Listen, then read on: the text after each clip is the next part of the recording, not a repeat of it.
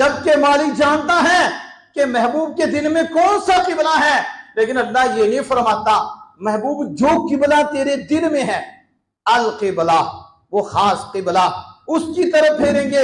निकाह किबला, यहां किबला आम है, यहां किबला नकिरा है, मारिफा नहीं, और उसके आगे सिफत बयान करती। तो अगर ना मारिफा के आगे सिफत जुमला नहीं आती, वो भी नकरा।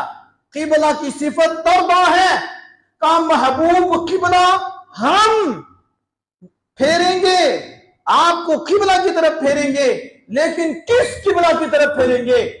उस किबला की तरफ फेरेंगे जिस किबले के तू पसंद करेगा, जिस किबले को तू चाहेगा। किबले की तरफ हम फेरेंगे, लेकिन किबला तुझ पे छोड़ेंगे। जिधर तेरी तवज्जो हो जाएगी हम उसी को किबला बना देंगे। अब समझ आ रही है? अगर किसी के चाहने से कुछ नहीं होता तो ये किबला किसके चाहने से, ये बैतुल्लाह किसके चाहने से किबला बना है? ये किसकी? ये अल्लाह ने अपने महबूब की और शान वासे की कि हम जिसे भी दे रहे हैं इस यार से दे रहे हैं, ये दिल में ख्वाहिश भी करे तो हम करम फरमा देते हैं।